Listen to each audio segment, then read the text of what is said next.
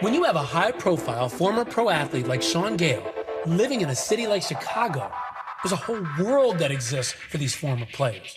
I'm talking charity events, fancy dinners. Any of them walk into a restaurant, they can get a table anytime they want to. And wherever you go, lots of beautiful women. Killing y'all and it won't stop. The 85 Bears, to this day, they are still perceived as iconic legends.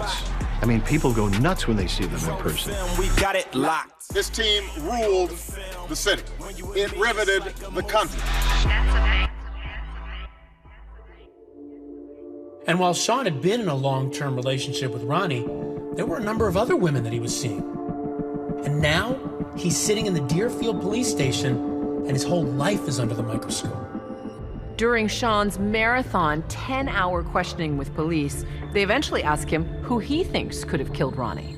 And he gave them the name of Monica Carrasco, who was a woman that he had had a relationship with in the months prior to that. Monica Carrasco was from Poland. She was beautiful. She was very, very fit. She was a personal trainer and a model. Shaun said he dated Monica for about 6 or 7 months. But here's the thing. It didn't end well. He said that she was sort of harassing him. In fact, Shaun Gayle got an order of protection against Monica, and in court papers makes a number of allegations. At one point, she was outside his apartment and was hitting the buzzers of some of his neighbors, and it was causing a problem. And then he found her outside his apartment and saw that her arm or hand was bloody, and then he eventually found that it appeared that she had punched through a window and was apparently trying to get into his apartment or at least get his attention that way. That caused a lot of concern for Shaun. Monica told ABC in a statement she was upset when she got to Shaun's house and saw him with another woman. She says she wanted to speak to him, but he wouldn't open the door. She knocked on his window, and in the heat of her frustration, she says she accidentally broke it. She says she decided to end the relationship, and she never saw Shaun again. Shaun also told police that he believed that for months, Monica had been sending a number of harassing letters to a variety of women in his life.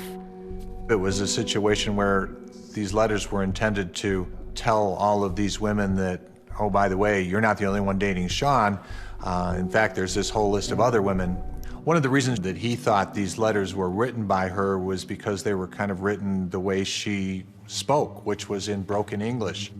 One of the letters read, "I think maybe you would like to know what your boyfriend Shaun is doing with a lot of other women. He will lie to you and tell you a lot of stories and try to make everything sound like your fault, like he does to me." Those letters caused an enormous amount of trouble in Shaun's personal life. Ronnie received one. Her mother did too. In fact, Ronnie's mom went so far as to call Shaun about it. She wanted to know if Ronnie was safe. That's what she said. Because?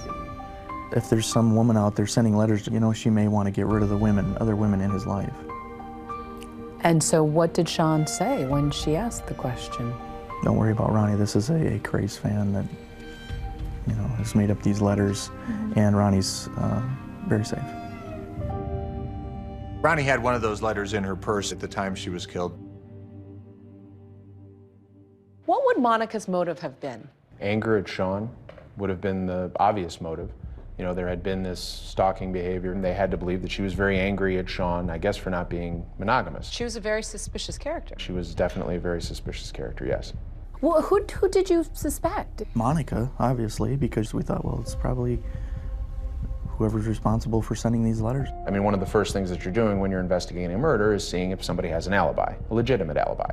And it turned out that Monica was a personal trainer at the time, and she had been training an older gentleman. Yeah, I guess we're gonna, you know, we gotta mark her off.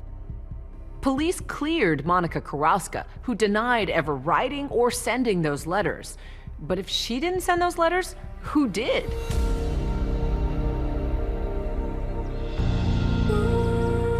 Funeral services for Rhoni Reuter were held in Wisconsin Monday morning. We were preparing to bring a new life into this world.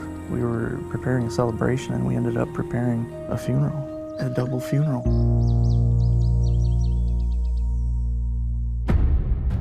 When Shaun arrived at the funeral, there were those who were consoling him, and there were those who were looking at him with suspicion.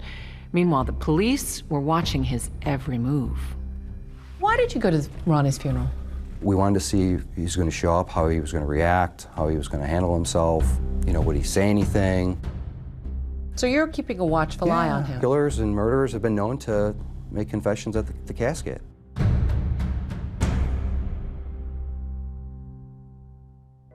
When I interviewed Shaun and asked him how people looked at him, he said, at that moment, in my grief, I did not care. He said, I asked the funeral director if I could see the baby, but he said he would really warn against that because he thought that would be an image I would never be able to get out of my head.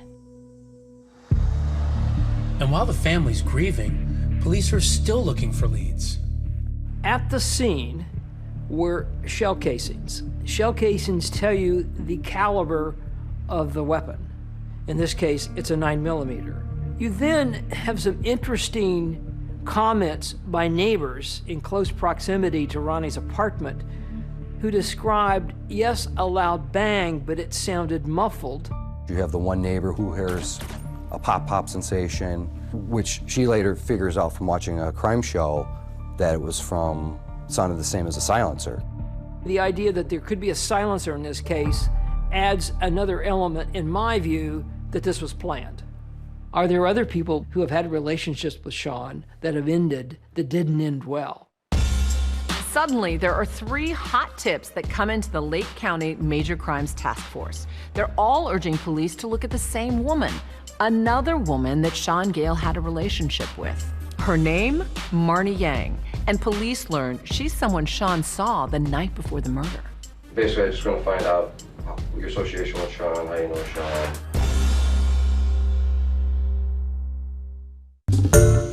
Hi everyone, George Stephanopoulos here. Thanks for checking out the ABC News YouTube channel. If you'd like to get more videos, show highlights, and watch live event coverage, click on the right over here to subscribe to our channel, and don't forget to download the ABC News app for breaking news alerts. Thanks for watching.